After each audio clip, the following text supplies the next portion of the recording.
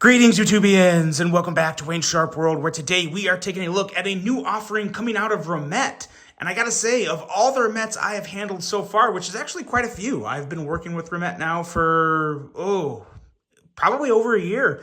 Handled a lot of their knives. They've had a lot of good ones. They've had some not so good ones. This one here is the best one in my opinion. I was really pleased with this one. What we are talking about is the Remet Chameleon. Now, before I go any further into this review, I'd like to thank you guys for tuning in today. If you like what you see, please do me a huge favor. Hit that subscribe button, follow along, and I will continue to bring you the content. Now, let's take a look at some overall specs on this knife right here. We have an overall length coming in at 7.8 inches, a blade length of 3.47 inches, and a blade thickness at the thicker than average 140 thousandths thick blade stock with a blade material of M390, which is hidden right there, but there you can see it, M390, so always a nice blade, or nice steel to have on a blade. We have a drop point style blade with a flat grind, a handle length coming in at 4.33 inches, handle thickness at 531 thousandths, titanium for the handle material with a crossbar lock. First crossbar lock I have seen on a Remet, and I gotta say, this is pretty much as good as all the rest. I have no complaints about this crossbar lock, and there's actually something they did to this that I really like that's kind of that little bit of extra. We'll talk about that when we get to the handle.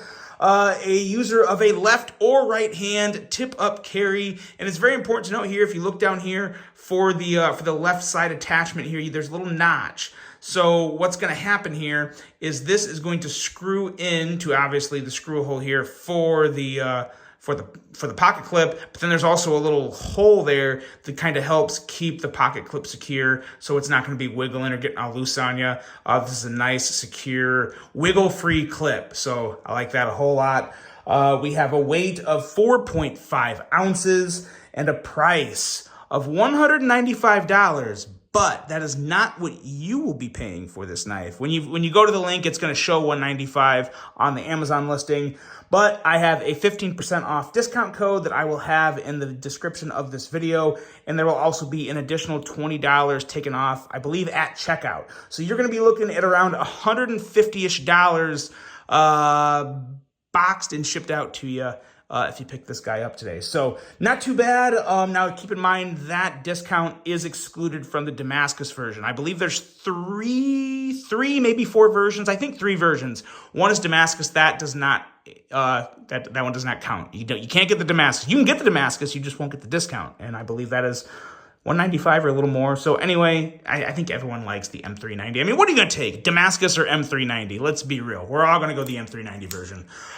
So yeah, 150-ish bucks for titanium with a very, very cool finish that we'll talk more about in a second. An M390, 150 bucks. Great crossbar lock action. Sign me up. That's an easy yes. Now, let's take a look at some size comparisons here and see what we have. And I thought we'd compare it to some other crossbar locks, some of my other favorite crossbar locks, and see how those come up in terms of length. Actually, 3 of the 4 crossbar locks, 1 is not, so I kind of lied. Here is the Kaiser Escort, as well as the non-crossbar knife I was lying about, the Civivi Conspirator. But I mean, so many people have handled the Conspirator. It's a great knife for a size reference, right? And it's really kind of right in between the Escort and Conspirator. Slightly longer than the Escort and a little shorter than the Conspirator. So there you go on that. And 2 more crossbar locks, just because I haven't carried these guys in a while, and they're still a couple of my favorite knives ever. The Hogue K320 Nitron, as well as the Hogue Ritter RSK with Magna Cut and carbon fiber. I was so happy I got in on that drop because they went fast. Yeah, and I'm never selling it, so sorry, don't ask. There we go. Shorter than the RSK and really just about right in line with that K320 Nitron. So good size comparisons, lots of great knives. And let's talk about this knife, because I think this is a pretty great knife too, really. I got one little issue with it, but I don't think that's going to be an issue for all of them. Kind of my fault, but anyway, let's get into the blade here. Really good looking M390 blade. Has a couple, well, technically there's 3 deployment options. You have the thumb studs, and then you have, of course, the crossbar lock.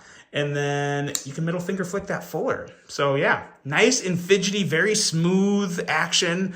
And really nice looking blade. I'm a fan of this blade. I think this is probably the best looking blade to come out of Remet that just happens to be on what I do think is probably the best knife to come out of Remet. I like this a lot. I like the size of it. It sits really, really good in the hand. That finger choil is big, so even if you have thicker fingers, there's a good chance this will still feel good in your hand. So I like that a whole lot.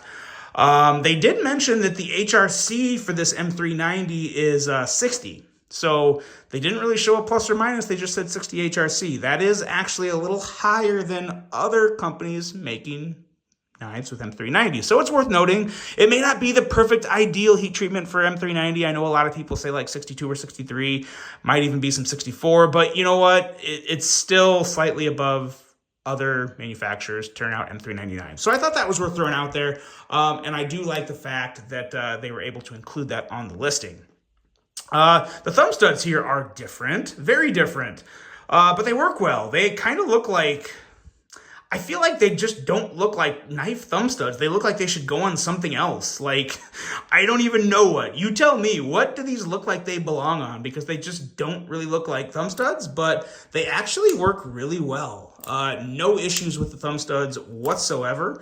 Obviously, it might be difficult to take them off. I'm assuming they screw together, but it would be hard to get a good grip on those. But I don't ever plan on taking them off, so I don't really care about that. But yeah, they work well and look well. Now, the handle here, this is where there's a slight drawback. And like I said, this is kind of more my fault because there's more options of this. There is another option. As you can see, this entire handle here has this that electro-anodized finish on the titanium, which looks badass. That's why I got it. I really, really like the color pop on this. I wouldn't want this on all my knives, but I thought, you know what? I don't have one that looks like this. I really like all the color there, and it actually looks a lot better in person. The light coming down from my ceiling light kind of takes away from the thunder of this anodization job that is really, really nice. That electro wash anodization is really cool. But what it does do that's not so great is, as you can see, this is kind of a satiny, glossy finish. It can feel a little slippery in the hand. Now, right now, my hand is actually really dry. I don't have anything on it. It's just, so it feels pretty good in the hand. Like, it's not slippery. I don't really have any real concerns of it slipping out of my hand. But if your hands get wet, this can be rather slippery in hand. But fear not, there's a couple things you could do. You could actually get this exact version and put some other type of finish on it if you're a real crafty person. I'm not that crafty when it comes to knife mods, but it is something you could do. But then there's also another version to where the electrowash anodization is really just this little part right here.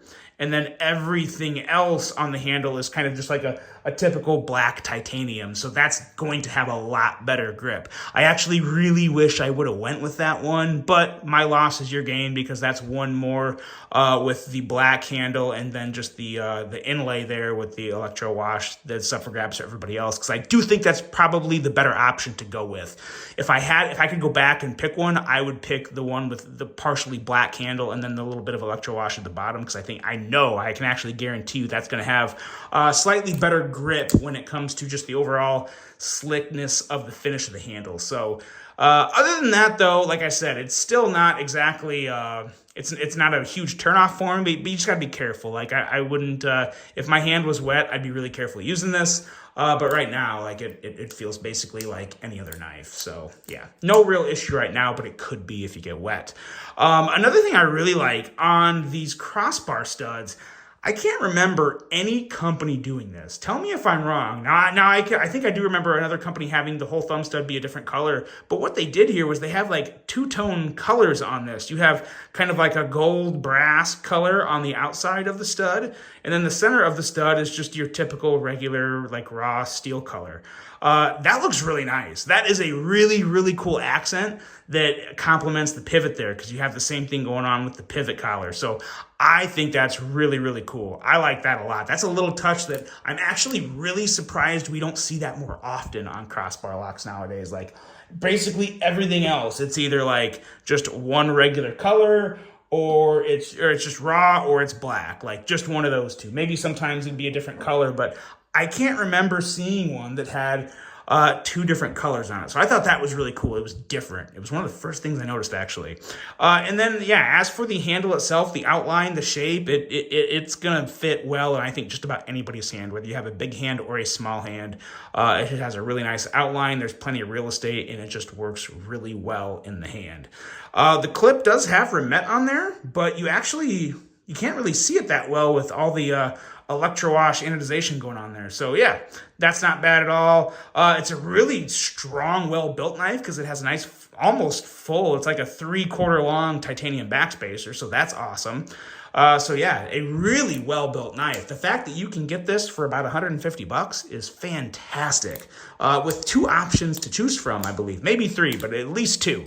Actually, I think there is 3. I think there is 3 M390 versions and 1 Damascus version. So obviously, click the link. It'll take you and you can check them all out there. But yeah, really, really nice offering. And even though I'm fumbling around like an idiot with the crossbar lock, I'm trying to be slick and do more with it than I should be. But it's very fidget friendly. Very nice. I'm trying to keep it all in the frame. That's why I keep coming up short because I'm not giving it enough wrist. Because if I give it more wrist, then it goes out of the picture like that. And I try not to do that.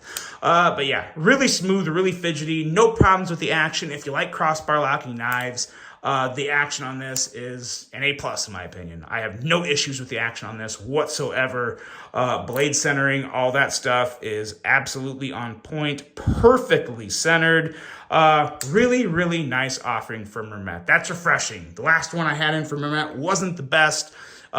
This one is. It truly is the best. The Mermet Chameleon. Let me know what you guys think of this one. Hope you enjoyed it. Hope you have a great rest of your day. And until the next one, I'm out.